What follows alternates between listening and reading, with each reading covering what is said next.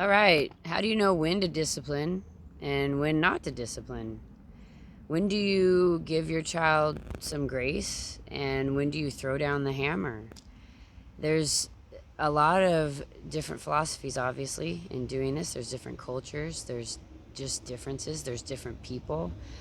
And my rule of thumb that I've learned, because I've been focusing a lot on what I do to curb the negative behaviors of the children that I'm nannying for. So sometimes I've just met them that morning, for example, and I'm going to be there for 8 hours, and depending on what's going on. And then just in my life experience, I just wanted to share my answer to that question, or to those questions. The more consistent that you can be, the easier it's going to be to discipline in general, even for yourself, because once you have a clear set of boundaries, then when those boundaries are crossed, it just is what it is. It's not even about you versus your child anymore. It's just about you and your child versus the boundary that they've crossed. You can almost look at the boundary, or let the boundary be the enemy, and make sure that you stay a team with your child against that thing. So that's actually a really deep philosophy, but that is something that I know that I utilize very, very powerfully, because when I do, my form of discipline happens to be timeout. Okay, so instead of corporal punishment or other things, I use timeout, mainly because 100% of the time it's not my child, right? So I don't like saying this, but technically, I don't have a right to hit anybody's kid. I don't think anybody has a right to hit anybody's kid, or even their own kid, but we'll just let that go. Anyway, so of course I'm not going to use corporal punishments, but I have to do something, because at the same time, a child has to have boundaries. A person has to have boundaries. That's the reason why we have laws. So the laws are in place. You break them. Technically, people want to blame the police for when you get arrested. But if you've broken the law, you're supposed to get arrested. Really, more than not, we actually don't get caught for things. And that's going to be my number 2, is it's very important that once you set a boundary, that you keep that boundary. Because if you don't keep that boundary, and you allow, at some point, depending on your mood, them to break that rule, then all you've done is accidentally become, they may not be able to spell it, or they don't know what it is, but they know that you are a hypocrite and a liar, technically. No one wants to hear those things as a parent, but when you even say, don't do that, and they do it anyway, and you let them, now what is the point of you talking? And they're going to not listen to what you say more often than not. So that's number 2. Make a boundary, keep the boundary, for your sake and for their sake. So number 3, so that segues into number 3. That's why I say don't make too many boundaries. Leave it a little bit, like it needs to be specific, but the more you give, the more you have to now police. So if you've heard any of my other videos, you'll know that my philosophy also with children that I've just met is that they can do anything that they want as long as they're happy and everyone around them is happy. An adult with 10,000 days of experience in life hears that and is like, heck no, what are you thinking? You cannot tell a child that they can do anything that they want. And what's funny to me is that it's interesting how many adults don't hear the rest of what I've said, and they don't even understand the implications of what I've said. Any umpire that would be listening to this would understand what I'm saying, because by leaving it, when I say that they can do anything that they want as long as they're happy, what does happiness entail?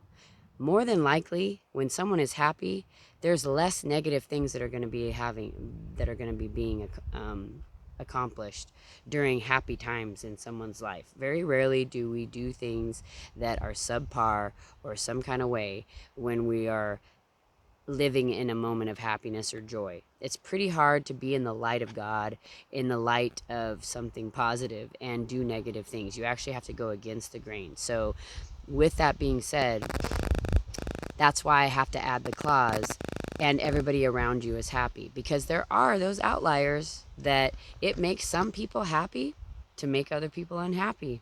So I had to learn that the hard way. I was babysitting a child, implemented this rule, and I had to actually, he's the reason why the clause came, because at that point I only had, you can do anything you want as long as you're happy, and that'd been working for a long time.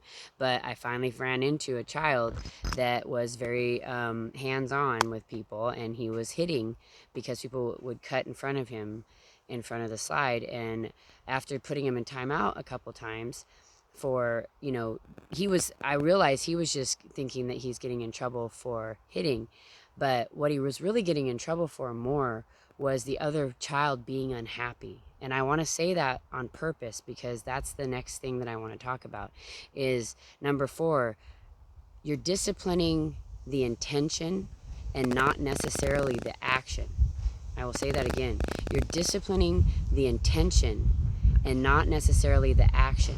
It's very, very important for me to explain this thoroughly, and I may just make another video about it, because when you discipline the intention that someone has, that is the deep-seated, heartfelt lesson that needs to be had at that point. Because if you think about it, you could accidentally flail your hand and backhand somebody in the face. Well, that's hitting. If I have in my list of boundaries no hitting, then I have to technically put that child in timeout for hitting because they breached the contract.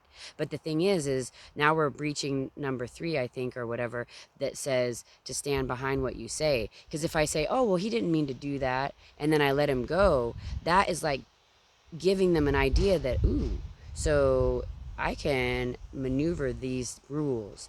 It's very, very, very important. I will make another video about this because I'm already 6 minutes into this.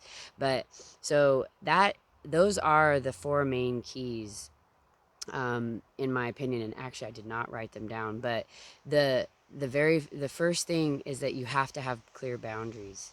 You have to, and then number 2, I think, is that you definitely need to make sure that you follow them, that you're, consistency. You have to have consistency. Then clear boundaries. Make sure you follow the boundaries, and then make sure that you are disciplining the intention, and rather than disciplining the action. It's the intention that matters most, because that's where the criminal offense actually lies. When someone means to do something flat out, they absolutely need to get railed for that one. When you don't mean to do something, that's what's cool about the rule that I have, is just like an umpire, it's based on my judgment whether or not what they do is breaching the happy contract. There's no other, I don't have to go by a list, and I don't have to be feeling hypocritical, because in my judgment, if anybody's unhappy, somebody's going down. God bless you. Train up a child in the way that they should go, and when they get old, they won't depart from it. And provoke not your children to wrath, because they're supposed to honor you.